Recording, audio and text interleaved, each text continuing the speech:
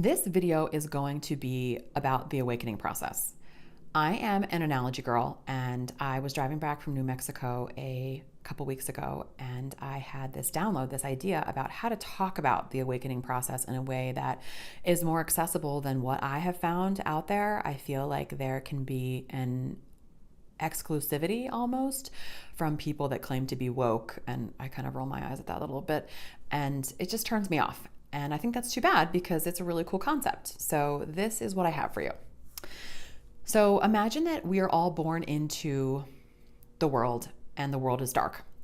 There are no lights, there are no buildings, it's just dark. And everyone is given a flashlight and it's relatively dimly lit. The diameter of the light is relatively small, it's heavy. The handle of the flashlight is kind of coarse and rough, and it's not very easy to hold. So, we start moving through life and we're walking along and, we can just see what's right in front of us because this flashlight doesn't shine very, very brightly. It doesn't allow for a large range of vision. And eventually we stumble upon something. We run into a wall and we're like, wow, that hurt. That didn't feel good. But we keep going and we run into something else. We stumble over something else. Maybe we fall down.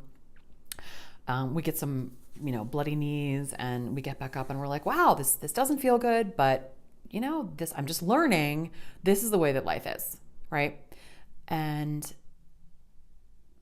some people will go their whole lives like that. Some people will fall over things and get back up and keep going. And that's awesome. That's resiliency. Some people will fall over something for the 18th time and they're like, I'm done. I'm just not getting back up again. Uncle, I give up. There's nothing else out there for me other than more roadblocks and I'm done, right?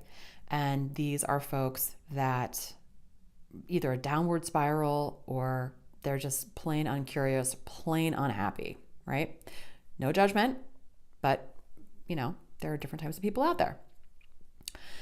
And then there are other people, and I would posit that you fall into this category because you're here and you're watching this video, that you fall over something for the 18th time and you're like, what the hell was that thing? My knees are bruised. I am tired of falling over things. And so you get up and you turn around and you shine your flashlight on the thing that it is that you fell over. And you're like, oh, okay. And now that you see the thing that you fell over, it's a log, okay? You're going to be on the lookout for logs. You're never going to fall over a log ever again. And because you turned and you looked and you saw and you expanded your awareness about what you're falling over, you are gifted a new flashlight. And this flashlight has a higher wattage level and the diameter is bigger, but the handle, amazingly, is a little bit smoother and it's a little bit lighter to carry. So then you keep going. But you can see more now because you've got a brighter flashlight and you can move a little faster because your flashlight isn't as heavy. And you bump into a wall. But instead of continuing to move on, you're like, you know what? I fell over a log a couple years back and I looked at it and I untangled some things and things got a little easier for me. They did because I saw this personal patterning. I saw the log I was falling over. So I had an expanded awareness of the things that were getting in my way. So things got a little easier. I'm going to try that again. So you shine your light on what it is that you bumped into and there it is. It was a wall. It was a limiting belief. It was a personal patterning that wasn't working for you. And you get a bigger flashlight. Things get a little easier and a little brighter and the path gets a little clearer. You actually get to illuminate a lot more about what's around you in the room. And you're like, oh, I want to go over there. It looks nicer over there. And this person is continuing to thrive. They're still running into roadblocks because life is life and we're all going to run into roadblocks. But the more that you illuminate what's getting in your way, the clearer your path becomes because you can choose a different path. And if we want to take this to the level of relationships and how people find each other, I would posit that people attract what they know, right? So you might see somebody else out there with a super bright flashlight and you're like, wow, I want that. But it's a little disconcerting to you because you've never seen things so brightly before for yourself. And it's really difficult for somebody else to show you, right? You can't really tell a child that the fire's hot until they figure it out for themselves. So it's a really similar idea.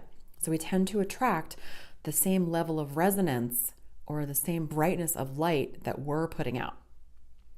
And what can happen is if these two flashlights come together and they're moving along and they're happy, right? Because they used to only have one heavy flashlight that was dimly lit, but now there's two.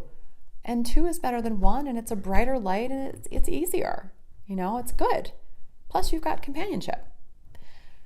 And what can happen is if through the course of a relationship or a marriage, one person falls over a log, and usually both people are falling over similar logs at the same time, but sometimes one person falls over a different log and they choose to shine a light and their flashlight gets bigger and the other person isn't interested. The other person doesn't want to shine a light.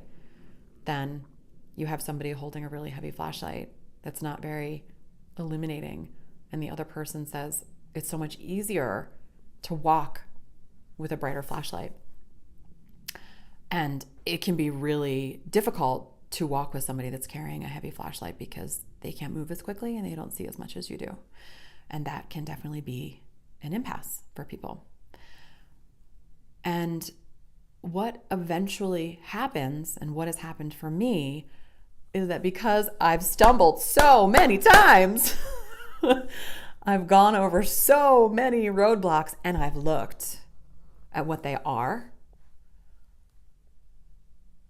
that my flashlight got so big eventually that it just became this like floating orb, like one of those huge lights that you get at IKEA, that are like you barely even have to hold it because it's like paper on the outside and it's just big and beautiful. It just illuminates everything.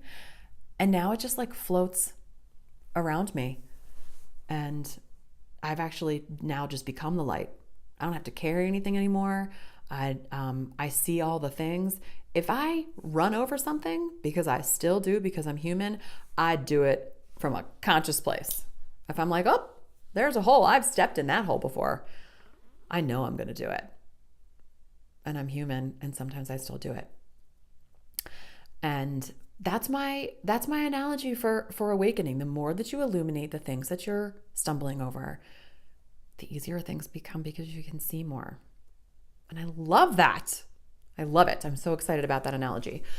And what boots on the ground analogy did I have for that? Oh, yes. So let's say you are somebody, or you know someone that has difficulty receiving constructive criticism, let's say in their workplace. Chances are they probably have difficulty receiving constructive criticism in all areas of their life. But either way, let's just relegate this to work. And they get called into the leadership team's office, and they receive feedback that they don't love. And maybe it's feedback that they've received before, and they get triggered, they get angry, and they're like, how could this person even be saying this to me? They totally screwed up last week. And they're projecting a lot of their triggers and a lot of their insecurities onto the leadership team. They're missing an opportunity to grow, because chances are the leadership team has that person's best interest in mind. They certainly have the business's bottom line in mind, and helping this person that might not be operating on all cylinders to get to a place where they're being more efficient and more effective is better for everybody. And if you or this person that you know isn't good at receiving constructive criticism, they're not going to take it in. They're going to miss an opportunity to look inside and say, oh, wow, you know what? If I didn't get defensive in this moment and I actually listened and took this into account, this could really help me, right? If they allowed a light to be shown, if they shone a light on what it is that they were doing that wasn't working, right? And this can be used inside relationships or anything, then they had an opportunity to grow. But if you are not somebody that is resilient and curious, you're going to quit that job and you're going to go to the next job. And the same pattern is going to continue to repeat itself until you are ready to receive the lesson. And boy, is that true all across the board.